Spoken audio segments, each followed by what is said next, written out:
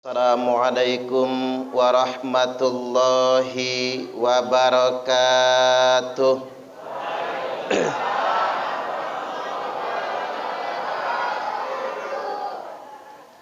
Bismillahirrahmanirrahim. Alhamdulillahilladzi asra bi Muhammadin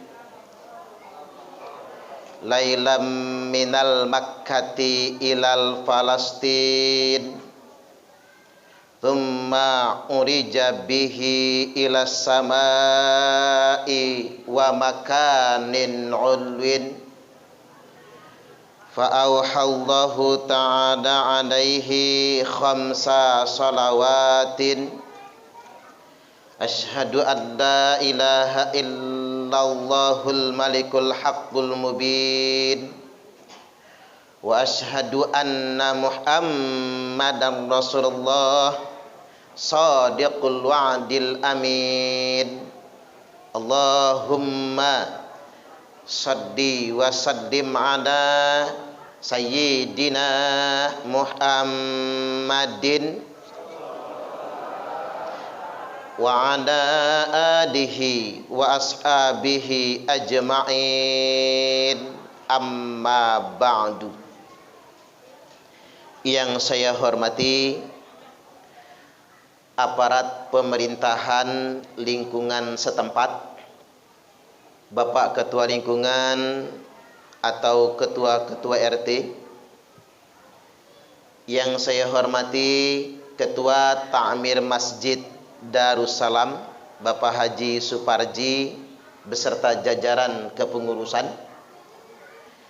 yang saya hormati para kiai, para asatid, Ustadz Sahri SPDI, sesepuh orang-orang tua kita, imam-imam masjid yang tidak dapat saya sebutkan satu persatunya, bapak-bapak dan ibu-ibu jamaah pengajian Isra wal Mi'raj beserta anak-anak yang kami banggakan. Bapak Ibu, apa kabar? Sehat? Alhamdulillahirabbil alamin. Saya mohon izin ceramahnya enggak pakai masker, karena kalau pakai masker bau jigong. Saya kalau ngomong butuh suplai oksigen yang cukup. Terus saya ingatkan sama bapak-bapak, benar himbauan pemerintah itu 3M. Memakai masker, mencuci tangan, dan menjaga jarak. Di sini nggak usah jaga jarak ya Pak ya. Untung lurahnya nggak datang Pak. Kalau datang serba salah kitanya. Salah tingkah jadinya. Cuman bapak-bapak, ibu-ibu yang pakai masker jangan dipantang terus. Nanti ibu-ibu keracunan jigong sendiri kan. Ya karena kita ini butuh suplai oksigen. Yang keluarkan karbon dioksida soalnya. Di awal hendak saya sampaikan Bapak Ibu, masa pandemi corona atau COVID-19 ini benar ada. Jadi corona ini bukan isu. Corona ini bukan isapan jempol. Corona ini memang ada, wabah. Sebagai cara Allah untuk memberi peringatan kepada umat manusia. Artinya sehebat apapun manusia, secanggih apapun teknologi, setinggi apapun intelektualitasnya, menghadapi corona saja tidak sanggup.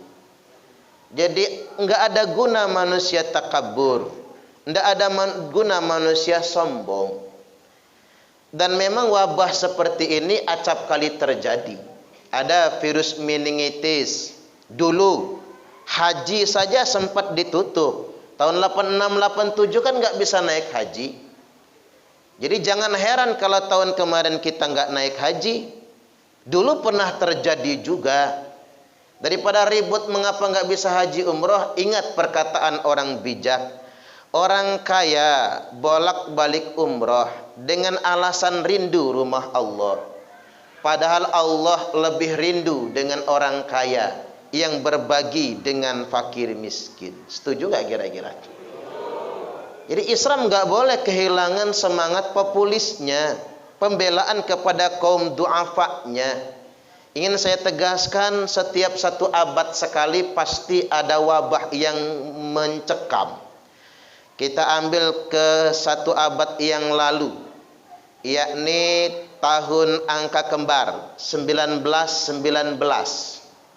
Dimulai tahun 1918 flu Spanyol. Puncaknya tahun 1919, korban jiwanya mencapai 100 juta orang wafat meninggal dunia di flu Spanyol. Sekarang nggak seberapa corona ini. Ambil lagi ke 1 abad sebelumnya ada flu Perancis. Puncaknya di angka kembar tahun 1818. Juga korbannya sangat banyak, mencapai 30 juta orang meninggal dunia. Nah sekarang muncul angka kembar lagi tahun 2020. 2019 mulai, puncaknya 2020, mudah-mudahan 2021 selesai. Allahumma amin. Virus ini memang ada. Jadi jangan kita menduga-duga, ini bikinan Yahudi sama Bill Gates, ketinggian mikirnya. Ini bikinan Cina sama sekutunya, ketinggian, gak nyampe kita. Lebih baik kita katakan inna lillahi wa inna ilaihi raji'un. Segala sesuatu milik Allah, segala sesuatu kembalinya kepada Allah. Ini yang paling aman kita mikirnya. Al-Imam Sufyan Ats-Tsauri, ulama tabi'in. Tabi'in itu pasca sahabat berarti ya, Pak. Ada ucapan beliau ketika terjadi wabah di zaman itu, hadza zamanus sukut waluzumul buyut waridha bil qut ila antamut.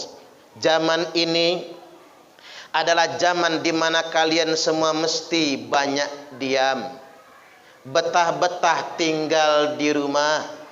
Waridha bil qut, ridha dengan persediaan makan yang ada, ila antamut, sampai engkau mati. Sudah sejak 14 abad yang lalu ada wabah seperti ini, juga sama, stay at home. Hadza zamanus sukut. Zaman ini zaman di mana kalian mesti banyak diam. Waluzumul buyut, betah-betah tinggal di rumah, stay at home. Sudah ada zaman dahulu. Ya gara-gara corona orang jadi pinter bahasa Inggris semua. Diam di rumah, stay at home. Sekolah dari rumah, home schooling. Guru ngajar dari rumah, home teaching. PNS sempat kerja dari rumah, home working. Yang kasihan buruh harian dirumahkan, home pimpa, alaihum gombreng. Tapi untung Bu Rita PNS ya Pak. Kemarin tendanya sempat nggak ada yang sewa ya Bu ya. Rias pengantin juga sedemikian rupa. Hampir Pak Mul rontok kumisnya. Tapi mudah-mudahan rezeki beliau tambah lancar. Allahumma amin, amin ya rabbal alamin. Memang sudah ada. Jadi kita nggak bisa mengingkari. Ini fakta, ini takdir dari Allah. Tapi saya ingin tegaskan malam ini Bapak Ibu, bukan corona yang menyebabkan kematian. Tapi kematian itu ajal. Setuju nggak kira-kira? Ini akidah kita nggak boleh rusak. Oke, kemarin-kemarin kita toleran lah Pak. 3 bulan beberapa waktu yang lalu stay at home kita ya. Habis itu ya jangan lagi lah sampai enggak Jumatan. Ada jamaah saya sejak masa pandemi libur ke masjid. Enggak pernah datang ke masjid. Jumatan tidak, 5 waktu tidak. Belakangan istrinya telepon saya, Ustadz, suami saya meninggal dunia. Nah mati juga dia. Mati juga kan. Bukan kena corona, kegemukan. Kena serangan jantung. Kita ini jangan salah akidahnya. Bukan corona yang menyebabkan kematian, tapi kematian itu karena ajal. Nah, apa gunanya kita pakai masker?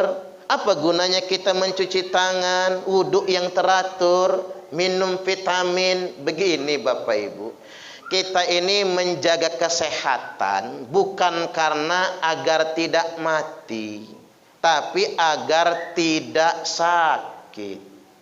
Coba dicerna bahasanya. Ini mempengaruhi iman kita, Pak. Kita ini menjaga kesehatan bukan agar tidak mati, tapi agar tidak sakit. Karena kalau mati nggak mesti nunggu sakit. Setuju nggak kira-kira? Tapi kalau sakit kan nggak enak. Umpama saya nih terpapar corona, libur dah ceramah. Kemarin saja 3 bulan kita libur itu, Pak. Saya ingat perkataan Imam Ghazali rahimahullah. Kata Imam Al-Ghazali, 40 hari 40 malam nggak berangkat ke pengajian cukup bekal masuk neraka. Nah, saya 40 hari 40 malam nggak diundang pengajian, habis bekal saya. Ya nggak enak kan kalau kena corona, Pak. Terpaksa diisolasi. Semua orang jadi cemas. Ya walaupun ajal Allah yang menakdirkan. Jadi niat kita makan teratur, konsumsi vitamin, menjaga kesehatan agar tidak sakit, bukan agar tidak mati. Betapa banyak orang yang sehat, tidak punya penyakit apapun, cuman keserempet sepeda mati dia. Karena ajalnya. Loh, mengapa kita mesti sehat? Karena ada slogan bunyinya begini, as-sihhatu khairum minal ghina. Sehat itu lebih baik daripada kaya. Setuju, Pak? Sehat lebih baik daripada kaya. Logika saya begini, ada orang kaya, rumahnya mewah, bininya cantik, mobilnya banyak, perabotan cukup, tapi makan nasi takut, terpaksa makan tiwul. Zaman dulu yang makan tiwul karena nggak kebeli beras. Zaman sekarang coba lihat, yang makan tiwul orang kaya semua. Orang miskin mah jojong makan nasi, makannya tiwul. Minum kopi manis takut, minum teh takut, makan sayur santan takut, ikan asin takut. Sengsara hidup, Pak. Alangkah banyak pantangan tuh orang. Nah, di samping rumah orang kaya ada orang miskin. Rumahnya geribik bin gede, lantainya tanah, di semen pun belum, atapnya aja bocor. Tapi orang miskin ini walaupun kerjanya cuma nguli, sekali makan langsung 3 piring. 3 piring, Pak. Makan dengan lahap. Makan 3 piring, sayurnya nangka disanten, sambal terasi pedas, lauknya ikan asin sepiring, lalapnya triple, pete, jengkol, jaling. Subhanallah. Habis makan kenyang, buka baju, kemeringat bekipas di teras, ngudut di Samsung. Keren kan? Makanya la ba'sa bil ghina limanit taqwa. La ba'sa bil ghina limanit taqwa. Tidak mengapa kaya bagi orang yang bertakwa. Itu penyederhananya begini, enggak mengapa ke orang bertakwa itu kaya. Enggak mengapa orang soleh itu banyak duitnya. Kan sebagian orang nganggap kaya itu aib. Katanya enggak warok, tidak juga. Boleh kata Nabi. Orang takwa sugih bagus, bisa bangun masjid. Orang soleh sugih bagus, dia bisa sedekah. Tetapi Nabi mengingatkan, as-sihhatu limanit taqa khairum minal ghina. Namun sehat bagi orang yang bertakwa lebih baik daripada kaya. Dengan sehat kita bisa memakmurkan masjid. Dengan sehat kita bisa menghatamkan Quran. Dengan sehat kita bisa bangun salat tahajud. Dengan sehat kita bisa membantu hajat sesama kita. Maka sehat lebih baik daripada kaya. Dan saya perlu sampaikan sama Bapak Ibu malam ini, mulai sekarang ubah paradigma kita. Yang menyebabkan penyakit itu bukan makanan. Saya jadi ingat perkataan dokter yang di Jawa Timur, penyebab penyakit bukan makanan. Maka jangan terlalu banyak pantangan. Bapak-bapak ini makan kacang aja takut, asam urat. Makan emping takut, daging kambing takut stroke. Saya ulang lagi, penyebab penyakit bukan makanan. Tapi penyebab penyakit itu pikiran. Dan pikiran yang paling membebani cicilan. Makanya mulai dari sekarang biar nggak penyakitan, berhentilah nyicil, Bu. Mobil nyicil, motor nyicil, kulkas nyicil, sprint bed nyicil, seragam pengajian. Bu, itu yang ijo-ijo sudah lunas belum ya? Udah, awas kalau belum lunas. Ngaji rajin gak lunas-lunas. Semua serba nyicil, ini yang bikin beban di pikiran. Makanya benar kalau saya yang ngomong mungkin kita nggak percaya, Pak. Karena dokter yang ngomong, penyebab penyakit bukan makanan tapi pikiran, berarti manage pikiran kita. Saya juga kadang-kadang sering nontonin dokter ceramah itu. Kayak dokter Aisyah Dahlan. Itu kan sering ceramah juga ya, Pak. Bagus juga tuh. Kata dokter Aisyah Dahlan, laki-laki itu pandangannya lebih jauh ke depan, tapi lebih pendek ke samping. Itu bisa tak identifikasi. Waktu saya belajar mobil, Pak, dulu ngebut berani, motong mobil di depan berani, jangkauan pandangan. Tapi kalau di kota macet takut betul nyenggol, karena pandangan ke sampingnya terbatas. Beda sama ibu-ibu. Ibu-ibu ini pandangan ke depan pendek. Maka ibu-ibu paling takut kalau suaminya ngebut, kan? Takut nabrak, karena pendek. Tapi ibu-ibu ini pandangan ke sampingnya lebar. Makanya ibu-ibu tahu betul kalau teman di sebelahnya ganti cincin, atau cincinnya udah nambah ya, Pak ya. Nah ini yang bikin pusing emak-emak itu. Ganti cincin, ganti gelang. Tahu betul tetangganya beli kulkas. Tetangga beli kulkas panas. Tetangga beli kalung bingung. Tetangga beli ceret mencret. Tetangga ganti mobil menggigil. Makanya bapak-bapak ini bahagia, Pak, kalau punya bini yang nerimo, banyak syukurnya daripada open sama nikmat orang. Susahlah bapak-bapak kalau punya bini iri dengki, Pak. Susah. Baru pulang kantor, Pak, tetangga ganti mobil, Papa kapan? Senep kan di hati. Pak, tetangga ganti motor, Papa kapan? Pak, tetangga ganti istri, Papa kapan? Boleh kalau mau, nggak jadi masalah itu. Senep rasanya. Makanya ibu-ibu biar suami sehat, jangan dibebani oleh keinginan. Kata Nabi, istri-istri di akhir zaman akan membunuh suaminya. Bukan dengan cara meracuninya, tapi membebaninya dengan keinginan, dengan cicilan. Makanya saya ingin kasih tahu sama bapak ibu, ibu-ibu khususnya ya, Bu. Kebahagiaan suami itu bukan di mobil sport, bukan mogek motor gede, bukan pula sepeda yang lagi ngetren. Tapi kebahagiaan suami itu ada pada istri yang solihah. Setuju nggak, Pak? Berhitungnya begini saja, hidup susah. Susah sehari susah nggak sih? Enggak lah ya. Rumah belum punya.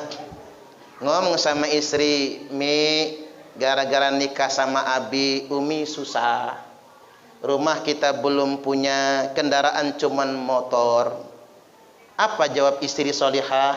Enggak kok, Bi. Saya bangga punya suami kayak Abi. Subhanallah. Enggak apa-apa kok kita hidup begini, yang penting kita enggak nyusahin orang.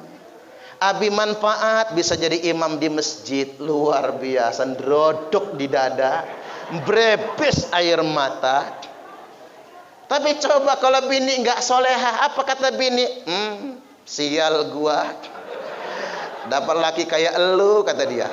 Nah mantan gua udah jadi anggota dewan, luar biasa. Makanya seindah-indahnya perhiasan hidup di dunia adalah istri yang solihah. Baik Bapak Ibu, masa pandemi ini mudah-mudahan hikmahnya bagi kita lebih syukur, kita lebih qanaah, kita lebih percaya dengan kekuatan Allah, kembalikan segala sesuatunya kepada Allah Ta'ala. Nah sebaliknya, bagi yang bergaji tetaplah berbagi. Bagi yang punya rezeki lebih, ayo kita bantu tetangga, kita bantu kerabat kita. Karena Syekh Abdul Qadir Al-Jailani berkata, sesuap nasi yang engkau masukkan ke dalam perut orang yang lapar, itu lebih baik daripada membangun 1000 masjid jamiah. Karena begini, kalau kita bikin masjid mewah, orang paling bicara, wow, masjidnya megah.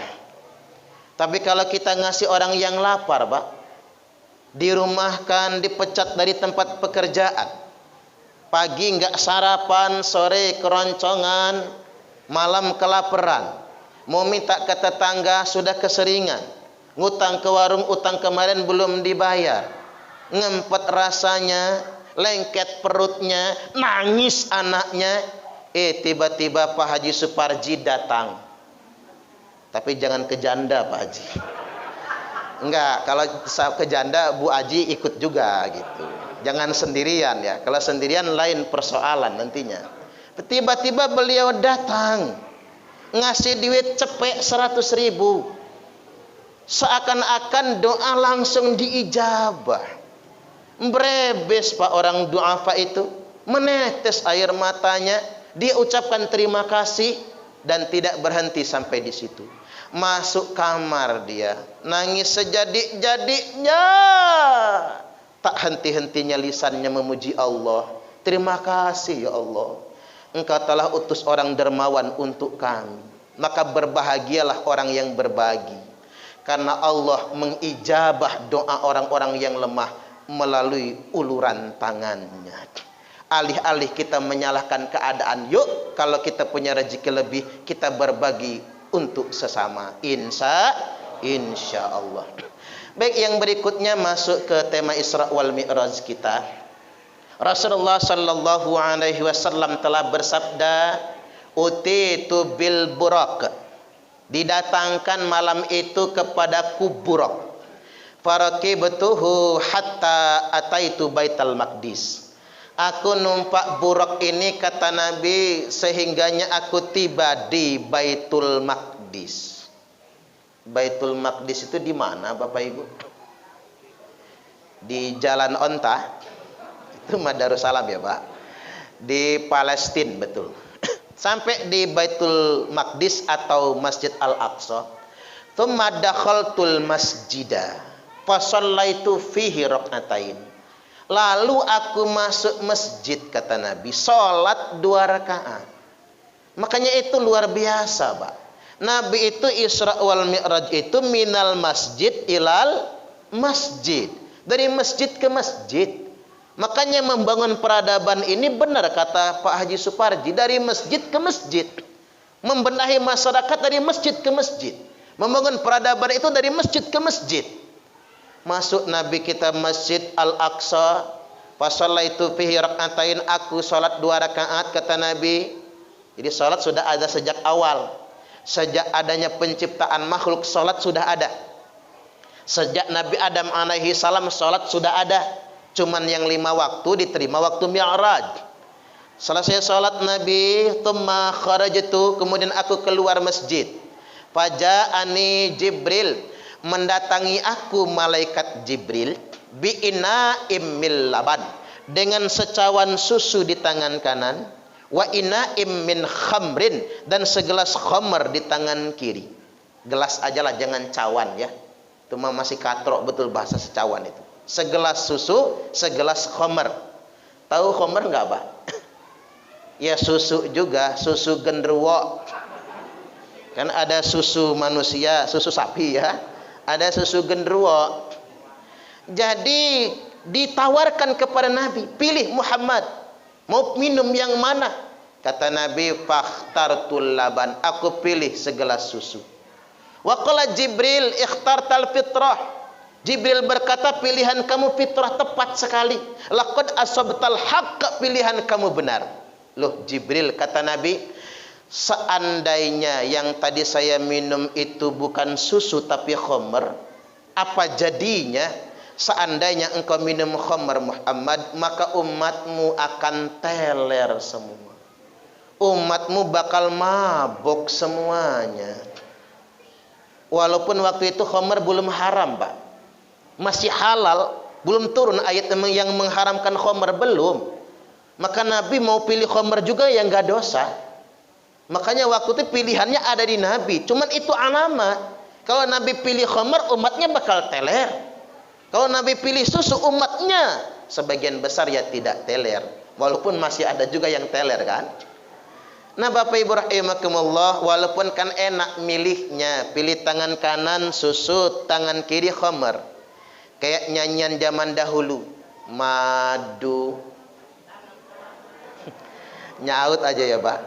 Madu di tangan kananmu, racun di tangan kirimu. Madu di tangan kanan, racun di tangan kiri. Enak pilihnya, alamatnya pasti. Nah kira-kira ibu-ibu ini kalau suruh milih di madu apa di racun kira-kira? Coba kita ulang lagi ya Pak. Di tangan kanan susu, di tangan kiri khamr. Nabi pilihnya susu. Bapak Ibu pilihnya juga susu. Tangan kanan madu, tangan kiri racun. Nah kira-kira ibu-ibu milih di madu apa di racun? Enggak, dua-duanya ya. Milih di madu makan mati, milih di racun mati. Samalah kawin lagi. Selesai minum susu Nabi kita, thumma urija bina ila sama'id dunya. Lalu kami, kata Nabi, diangkat naik ke langit dunia. Jarak antara bumi kita dengan langit dunia, langit pertama, karena miqdaruhu khamsina alfasanah, sama dengan jarak tempuh perjalanan 50.000 tahun. Jauh betul Pak. Artinya kalau pakai kemampuan orang sekarang yang nggak nyampe lah. 50.000 tahun jarak tempuhnya. Sampai Nabi di langit pertama, fastaftah Jibril. Jibril minta dibukakan pintu. Fafutih alana, dibukakan pintu langit yang pertama. Faida Nabi Adam alaihi salam farahaba bi wa da'ali bi khair. Dibukakan pintu langit yang pertama, ketemu Nabi Adam. Adam langsung menyambut aku dan mendoakan aku dengan kebaikan-kebaikan. Bapak moyang umat manusia. Cuman ada yang aneh Bapak Ibu. Apa yang aneh? Di sebelah kanan Nabi Adam itu banyak bayangan hitam, banyak bayangan putih maksud saya. Di sebelah kirinya banyak bayangan hitam. Nabi tanya sama Jibril, "Man haula ya Jibril?" Mereka tuh siapa ya Jibril? Jibril menjawab, yang sebelah kanan Muhammad itu gelarnya Ashabul Yamin, golongan kanan. Mereka itu arwah, sudah ruh ini Pak. Arwah anak cucu Nabi Adam yang bakal masuk surga. Semoga termasuk kita. Allahumma amin. Yang hitam-hitam di kiri itu namanya Ashabus Shimal, golongan kiri. Itu adalah anak cucu Adam yang bakal masuk neraka. Mudah-mudahan Bapak Ibu kita dijauhkan dari neraka. Allahumma amin.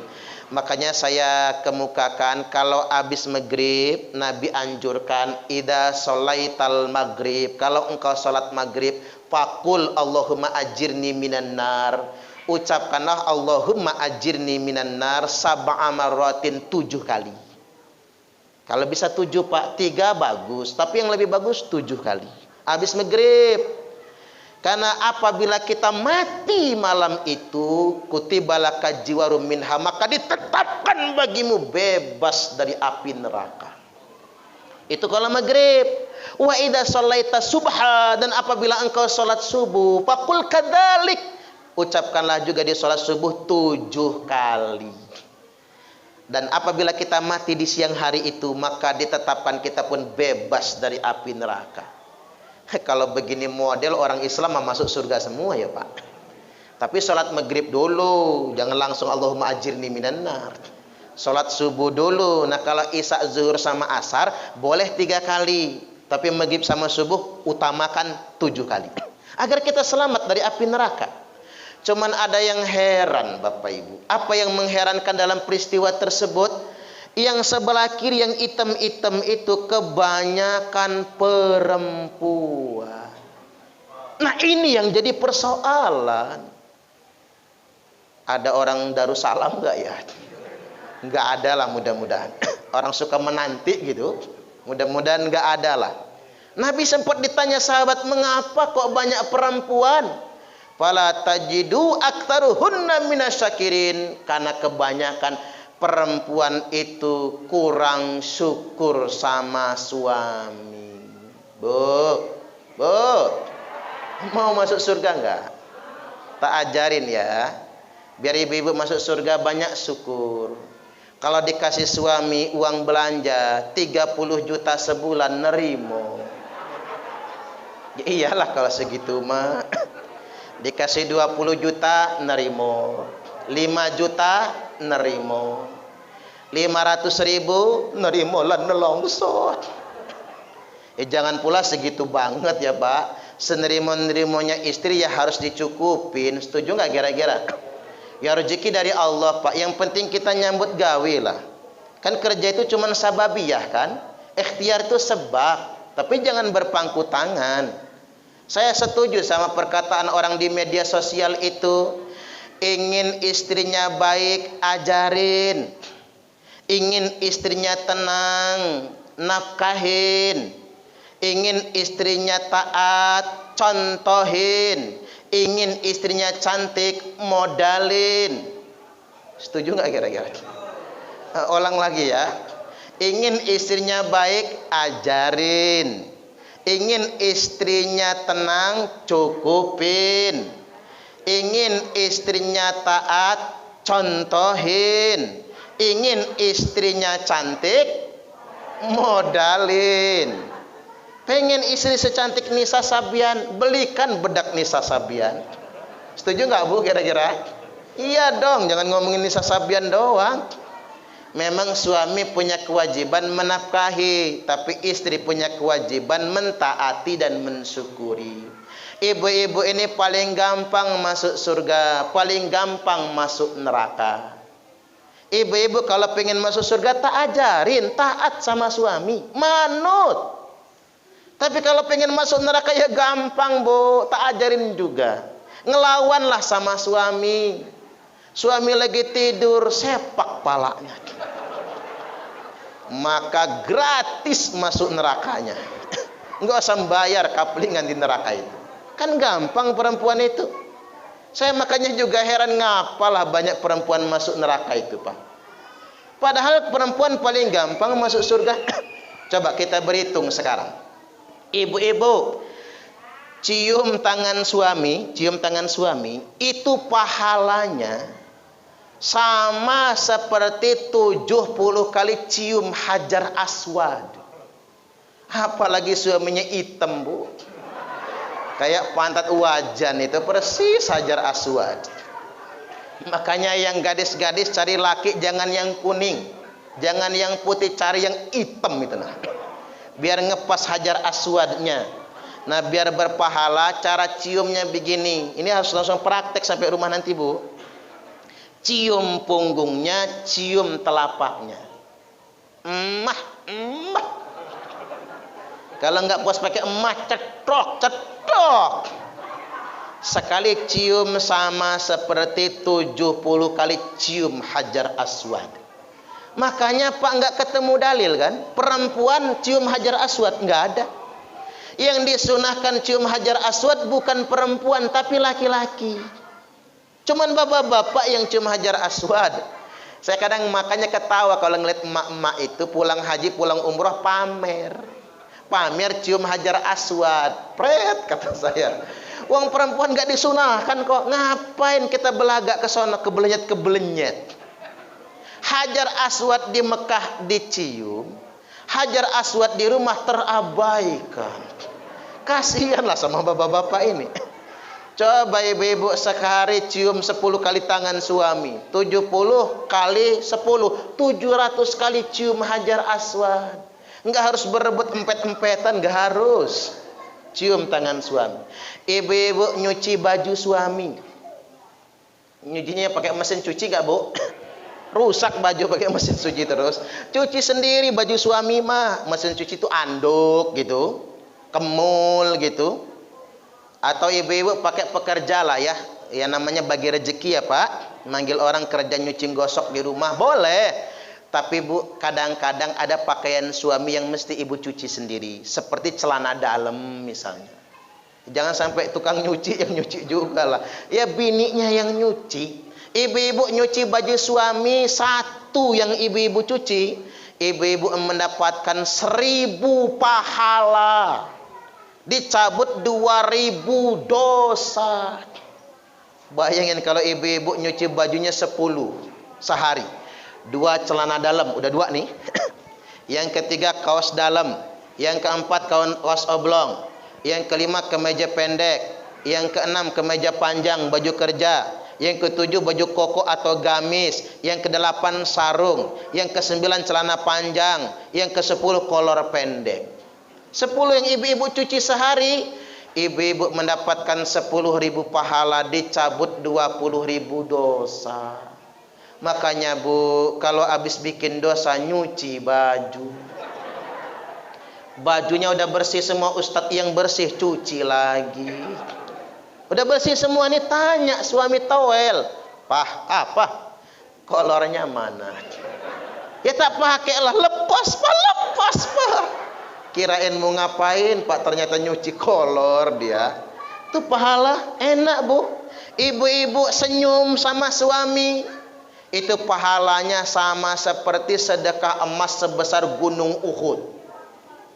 Coba kalau sekarang ibu-ibu tak suruh ngelepasin anting, cincin dan begelang, tuh tak suruh sedekah belum tentu mau kan.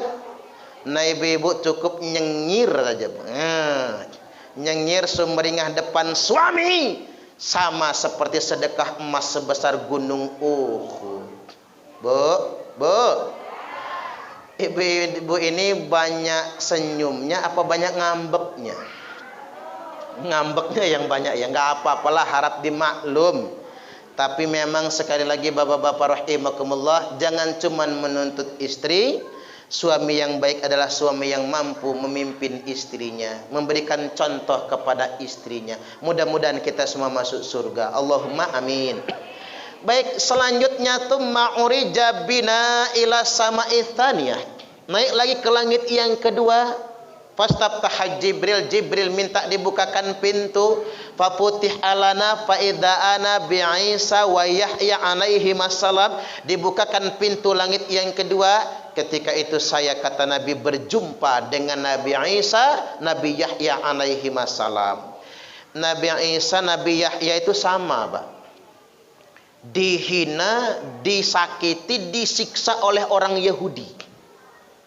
Sampai Nabi Yahya itu kan digergaji, dipotong badannya. Jahatnya orang Yahudi itu. Jadi jangankan kita, jangankan Palestina, Nabi aja disiksa. Nabi saja mereka hinakan, Pak. Itu jahatnya Israel. Itu jahatnya Yahudi. Nah, kedua-duanya diangkat ke langit yang kedua. Cuman bedanya, kalau Nabi Isa turun lagi nanti akhir zaman, Nabi Isa turun lagi akan menjadi pemimpin umat sedunia internasional. Kalau dulu Nabi Isa masih bujang waktu wafat, tapi nanti waktu turun jadi pemimpin umat Islam seluruh dunia, Nabi Isa akan menikah. Saya doakan istrinya orang suka menanti. Mantunya siapalah Nabi Isa nanti ya. Beliau akan menjadi pemimpin umat dunia, wa yuhlikul milal, dan menghapuskan semua ajaran ilal Islam kecuali cuman Islam. Wa yuhlikul milala illal Islam. Semua milal dihapuskan kecuali Islam. Subhanallah. Sabar, Pak. Habis itu tapi kiamat ya. Maka dari itu Bapak Ibu, kita ini cuman menjalani takdir kok. Udah enggak usah ngebet Nabi Isa cepat turun. Kalau kita ngebet Nabi Isa cepat turun, ya kiamatnya cepat berarti kan. Jadi jalani saja takdir kita ini. Naik lagi Nabi itu ma'urija bina ila sama'i talitah. Naik ke langit ketiga. Ketemu dengan Nabi Yusuf alaihi salam. Ini manusia paling tampan. Sampai nenek-nenek pun terpukau. Bahkan jatuh cinta sama Nabi Yusuf. Saking tampannya, saking gantengnya, tapi taat kepada Allah. Saat budak mengendalikan hawa nafsu, dia menjadi raja. Tapi raja yang tidak mampu mengendalikan hawa nafsu, maka dia akan jatuh hina seperti budak. Itu hikmahnya bagi kita semua. Tuma'urija bina ila sama'ir rabi'ah. Naik lagi Nabi ke langit yang keempat. Fafutihalana, dibukakan pintu langit yang keempat. Faida Nabi Idris alaihi salam. Ketika itu kata Nabi, saya berjumpa dengan Nabi Idris alaihi salam. Nabi Idris juga sama, tidak punya kasus kematian, melainkan langsung diangkat. Karena beliau ngibulin malaikat Israel. Diajak jalan-jalan ke neraka, belum nyampe udah kabur. Diajak jalan-jalan ke surga, masuk surga. Kata Israel, Idris, habis waktu, pulang kita ke dunia lagi. Keluar dari surga. Di luar surga kata Nabi Idris, apa? Sorban saya ketinggalan dalam surga. Boleh nggak saya ke dalam sebentar ngambil? Kata Israel, saya aja yang ngambil, nggak usah ngerepotin kamu. Saya aja yang ngambil. Ya sudah, kata Israel, jangan lama-lama. Masuk Nabi Idris, nggak keluar-keluar. Dres, kata Israel, lu kemana aja? Kata Nabi Idris alaihi salam, Israel hanya orang bodoh, sudah masuk surga tapi ingin keluar. Sudah kamu pulang sendiri, saya enggak pulang lagi. Maka dimintakan kepada Allah, Allah kabulkan Nabi Idris masuk surga dan sekarang menempati posisi langit yang keempat.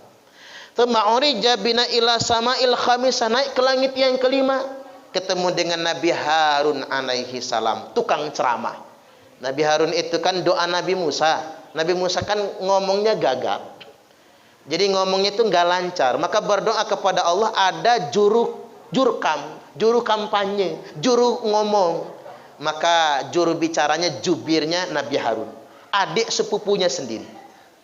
Naik ke langit yang keenam, Nabi kita berjumpa dengan Nabi Musa alaihi salam. Tsumma urija bina ila sama'i sabi'ah. Naiklah ke langit yang ketujuh. Faida ana bi Ibrahim alaihi salam. Farahaba wa da'ali bi khair. Beliau berjumpa dengan Nabi Ibrahim alaihi salam. Huwa musnidan zahrahu ilal baitil ma'mur. Ketika itu Nabi Ibrahim sedang menyandarkan bahunya ke Baitul Ma'mur.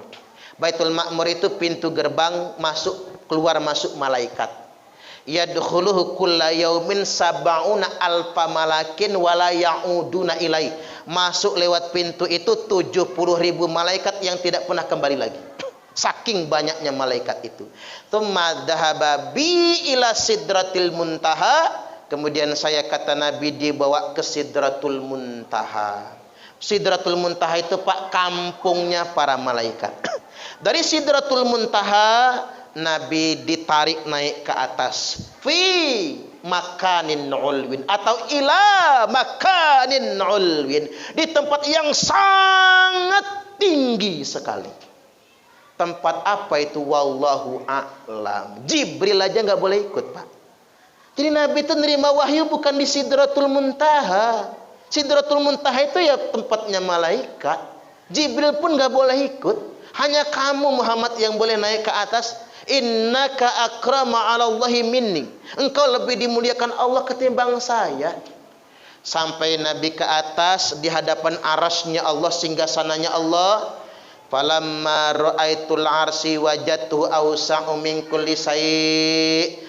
Ketika aku melihat aras, kata Nabi, ternyata lebih luas dari segala sesuatu. Saking luasnya, tak ada ukuran dan bandingannya. Apalagi yang punya aras tersebut. Allahu akbar kabira. Allah maha besar lagi sempurna kebesarannya. Maka Nabi duduk tasahud. Tahu duduk tasahud ya Pak? Cuman nggak dijelaskan iftiros atau tawaruk. Kalau iftiros itu kan pantat di atas telapak kaki kiri. Kalau tawaruk itu pantat langsung di lantai. Cuman duduk tasahud aja kalimatnya.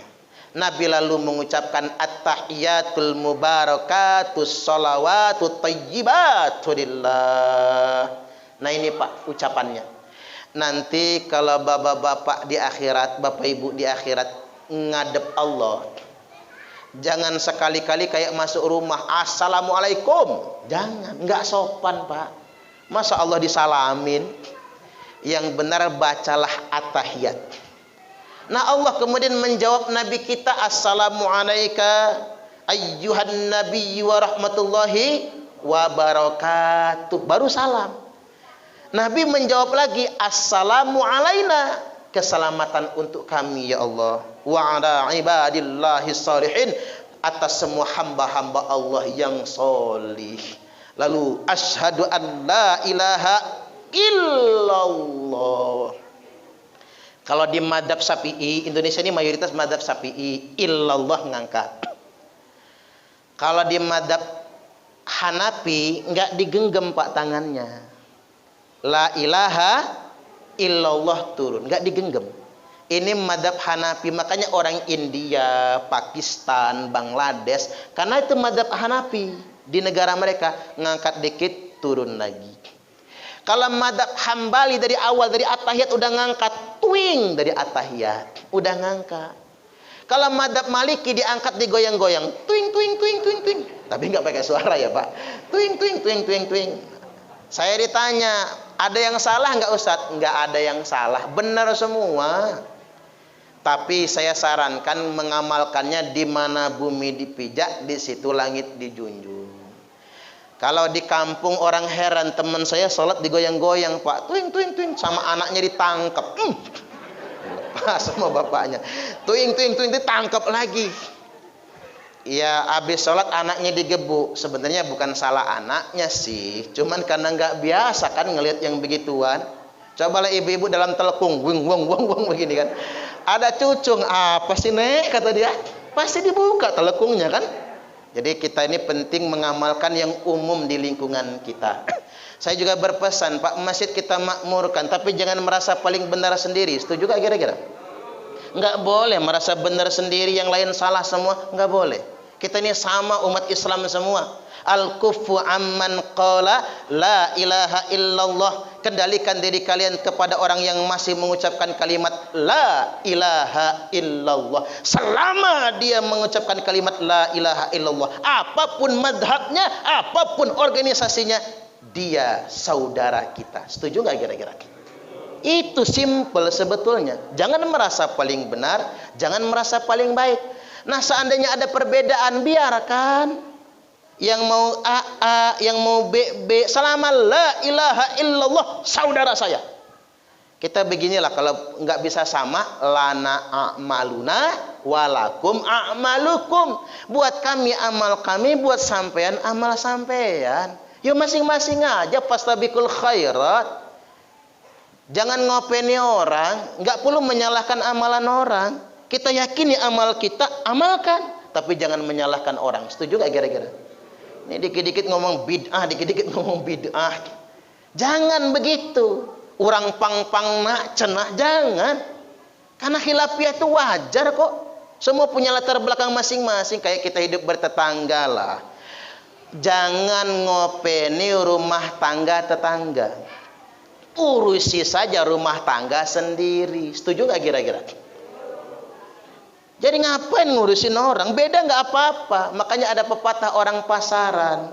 Laki-laki yang rajin mencium istrinya relatif lebih panjang umur dibandingkan dengan laki-laki yang mencium istri tetangganya. Setuju nggak kira-kira Pak? Ini rumus kehidupan ini, bener. Dibacok orang yang macam-macam. Nggak panjang umur yang model begituan. Nah beragama juga begitu. Biarkan selama la ilaha illallah. Apa sih yang kita anggap salah? Wong bener kok. Selama ada fatwanya, selama ada dalilnya, selama ada ulama yang menjelaskannya, silahkan diamalkan. Enak kok. Beda-beda paham itu enak.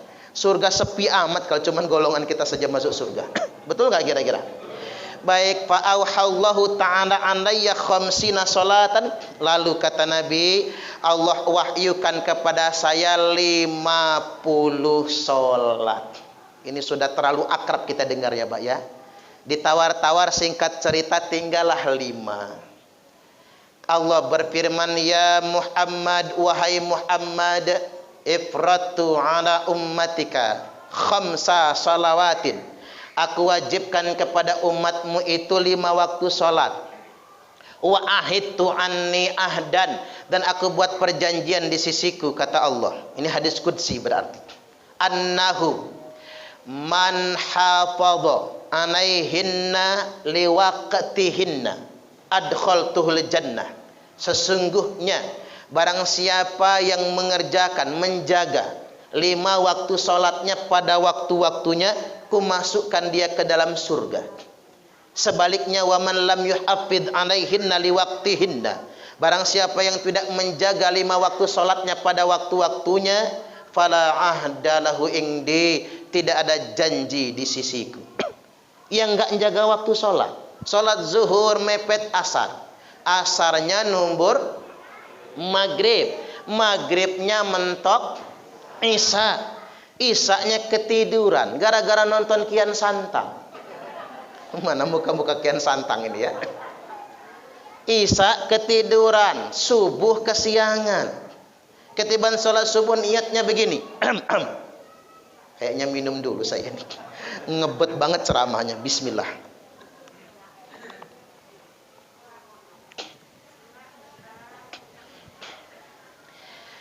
Subuh kesiangan. Ketiban sholat subuh niatnya usolli fardhas subhi rakaataini mustaqbilal qiblati qadaan lillahi ta'ala. Lah kok qadaan Pak? Jam 8 sholat subuh. Ada lagi yang begini, kalau anak UIN Pak, usolli sunnatad duha ma'al kunuti lillahi ta'ala. Lo kok duha ma'al kunuti? Iya Ustaz, tadi enggak sholat subuh, sholat duha aja ditambahin kunut kata dia, biar Tuhan maklum. Ya nggak bisa dimodifikasi ge. Ada lagi ibu-ibu niat sholatnya begini, usolli fardhas subhi rakaataini mustaqbilal qiblati, kesiangan lillahi ta'ala. Lo kok kesiangan Bu? Jam 9 sholat subuhnya. Kalau bapak ibu pinter modifikasi, apalagi anaknya. Apa kata anaknya? Usolli fardhas subhi wal zuhri wal asri wal maghribi wal isya'i keroyokan oplosan lillahi ta'ala. Hancur sholatnya dioplos. Walaupun masih mending kalau kata orang Jakarta lebih hebring. Subuh maraton, zuhur ke salon, asar main badminton, maghrib mainin handphone, isya nonton sinetron, mati kena smackdown malaikat Israel. Jaga sholat, udah jelas tiketnya surga. Kalau kita menjaga sholat 5 waktu, memakmurkan masjid, saya bahagia. Masjid Darussalam sudah makin makmur Bapak Ibu. Kita tidak menghabiskan uang sekedar membangun masjid, tapi yang lebih utama program memakmurkan masjid. Canangan Pak Haji Suparji tadi makmur 24 jam, subhanallah. Jadi masjid jangan sombong Pak. Masjid main dikunci aja itu. Kan ada masjid di jalan yang mau ke Tataan itu ya. Itu masjid kita mampir aja kena marah di situ. Para masjid itu nggak boleh sombong. Masjid harus terbuka untuk musafir juga Bapak Ibu, untuk semuanya. Yakinlah pasti ada rezekinya. Itulah fungsi masjid sebetulnya. Jangan sampai masjid sepi. Maka ada cerita di kampung, ada muadzin kampung namanya Mbah Slamet. Ada Mbah Slametnya di sini? Ada ya, mana-mana Pak. Mbah Slamet itu muadzin, sudah tua Pak. Ngomongnya udah agak pelu. Jadi azan jam 11 malam. Ribut tetangga masjid, wes edan Mbah Slamet mosok jam 11 malam adzan. Orang datang semua ke masjid, Mbah Slamet lagi adzan diteriakin, "Mbah! Sampean wes edan yo. Ini jam 11 malam napa sampean adzan?" Mbah Selamat ditiriakin edan malah ketawa. Kata Mbah Selamat mau pas isaan wis tak adani, sampean nggak ada yang datang. Ini jam 11 malam diadani kok pada ngumpul. Niki sing edan sampean napa kula. Pinter Mbah Selamat. Makanya kalau Masjid Darussalam ini sepi jam 12 malam adzan, paling ketua RT bawa pentungan ya Pak ya. Begitu mau dipentung Pak Haji Suparji gak berani. Kadang-kadang begini Bapak Ibu, subuh nggak ada imam, akhirnya dorong-dorongan karena imamnya nggak ada yang datang, terpaksa Mbah Selamat lagi jadi imam. Padahal karena Mbah Selamat paling tua kan, kata Mbah Selamat aku ora apal kunut, wis Mbah nggak usah kunut nggak apa-apa, sing penting subuhan. Oke, kata Mbah Selamat. Mbah Selamat masuk pengimaman. Rakaat pertama lancar, bacanya Fatihah sama kulhu.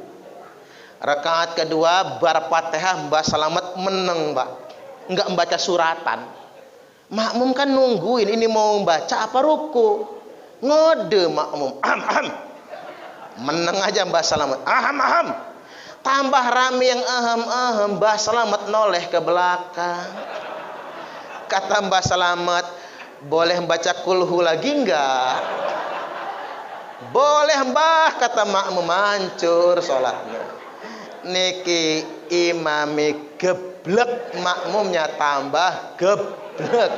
Tapi yang nggak menyalahkan Mbah Selamat lah, wongnya pinter-pinter nggak nongol-nongol. Penting kita memakmurkan masjid, jangan ribut khilafiyah. Biarkan perbedaan pendapat. Masjid rumah Allah, tempat kita bersama. Setuju gak kira-kira? Ada bapak-bapak protes, Ustaz kalau ke masjid terus kapan jamaah sama istri? Nah, jamaah sama istri ada solusi Pak. Nabi itu tahajud sama istrinya. Jadi kalau panjenengan pengen jamaah sama istri, ngambil tahajud. Nabi jadi imam, istrinya jadi makmum. Bapak-bapak jadi imam, ibu-ibu jadi makmum. Apalagi jamaahnya cak wong Palembang. Kalau wong Palembang tuh laki jadi imam, bini ngamum. Kata lakinya, qul huwallahu ahad, Allahus samad, lam yalid wa lam yulad, wa lam yakul lahu kufuwan ahad. 11 rakaat de aja Pak, enggak ganti surat dia. Selesai sholat sama istrinya ditowel suaminya, Kak ngapulah kakak tuh manggil adek terus. Kata suami, dek kakak nih sayang nian dengan adek itu, makanya kakak panggil terus. Kalau cak itu Kak, kata istrinya, adek nak ngaji juga, buka Quran lah istrinya. Qul a'udzu birabbil falaq min syarri ma khalaq. Tapi jangan praktekkan ya Bu ya. Itu kol-kolahnya kebanyakan. Indah kita ini Bapak Ibu. Nah, satu lagi nih ingin saya sampaikan. Enggak ada rugi kita menjaga sholat. Tafarragh li'ibadati amla'u sadraka ginan wa asudda faqraka. Lapangkan waktu untuk menyembahku, kata Allah. Prioritaskan sholatmu, utamakan sholatmu. Maka aku janji, kata Allah, amla'u sadraka ginan, ku penuhi dadamu dengan kekayaan. Karena kaya itu di sini. Mengapa Allah enggak katakan jaga salat nanti rumahmu penuh dengan perabotan? Tidak. Jaga salat nanti kepenuhi lemarimu dengan simpanan perhiasan? Tidak juga. Tapi jaga salat, kepenuhi dadamu dengan kekayaan. Karena kaya itu di sini. Kaya itu bukan soal harta, tapi kaya itu soal rasa. Betul enggak kira-kira? Betapa banyak Bapak Ibu orang kaya tapi miskin hatinya. Ada orang tinggalnya cuman ngontrak Pak, tapi bahagia. Pak Bu kok senang bahagia ngapa? Alhamdulillah Pak Ustadz, cuman bisa bayar kontrak sewa bulanan. Alhamdulillah, nggak pernah telat bayar. Sekarang beras kebeli terus, kami sudah senang. Anak bisa sekolah, bahagia. Rumah nggak punya, tinggal cuman sewa. Tapi dia senang. Tapi yang punya kontrakan sumpek hidupnya. Rumahnya gede, kontrakan ratusan pintu. Ada satu aja yang telat bayar kontrakan dimarah-marah. Ada nggak ya orangnya di sini ya? Pengen lihat rainya kayak apa gitu, bos kontrakan pelit itu ya. Marah-marah, maki-maki. Tahu nggak saya bayar ke bank, tahu? Masya Allah. Ternyata dunia terbalik ya Pak. Yang punya rumah bagus, kontrakan banyak, hidupnya sumpek. Tapi yang cuma ngontrak sekedar bisa bayar kontrakan, jadilah. Itulah yang disebut dengan kaya. Kaya bukan soal harta, tapi kaya soal rasa. Bukan kaya yang membuat engkau bahagia, tapi bahagia yang menjadikan engkau berasa kaya. Bukan kaya yang membuat engkau bersyukur, tapi bersyukurlah yang menjadikan engkau kaya. Laisal ginaan kathratil arat. Bukanlah kaya raya itu karena kalian banyak perhiasan. Bu, ini nyindir panjenengan nih. Apa orang kaya itu naik kondangan, 5 jari dipasangin cincin semua. Begitu masuk tarup, tuing tuing tuing. Bukan. Apa orang kaya itu pakai gelang sampai siku. Sambil duduk di kursi kondangan itu berkipas, kuncrang kuncring, kuncrang kuncring. Udah kayak orang ketimpringan. Apa itu orang kaya? Bukan. Apa orang kaya itu pakai kalung gede banget. Saya pernah Pak ngisi ceramah ikatan istri pimpinan titik-titik. Nggak usah Pak panjangin, gak enak. Pengajiannya di hotel. Begitu saya masuk ruangan, selamat datang Bapak Ustadz, ibu-ibu sosialita, kalungnya gede-gede banget. Ada yang kayak cilok, bulet itu. Ada yang kayak somai. Ada yang liontin itu loh Pak, yang bendol itu, segede pentolan bakso setan. Gede banget. Itu kalau dibawa kondangan nunduk gini badannya. Kenapa Bu, sakit pinggang? Bukan, keberatan kalung saya mah. Apa itu orang kaya? Bukan. Walakinnil ghina ghanan nafsi. Tapi kaya yang sebenarnya kaya jiwa kalian semua. Maka jagalah salat. Allah janji amla'u sadraka ghinan, kupenuhi dadamu dengan kekayaan. Wa asudda faqraka, dan akan aku cukupkan saat engkau sedang dalam keadaan kekurangan. Wa ilam taf'al, tapi apabila engkau tidak menjaga salat, amla'u sadraka sughlan, kupenuhi hatimu, dadamu dengan kesempitan. Walam asudda faqraka, dan aku tidak akan mencukupi saat engkau ada kekurangan. Baik, demikian dari saya. Mudah-mudahan ini semua bermanfaat. Kalau ada sumur di ladang, bolehlah kita menumpang mandi. Kalau ceramah saya masih kurang, silahkan mengundang lagi. Jangan sampai bosan ya Pak ya. Baik, demikian.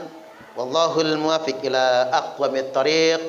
Assalamualaikum warahmatullahi wabarakatuh.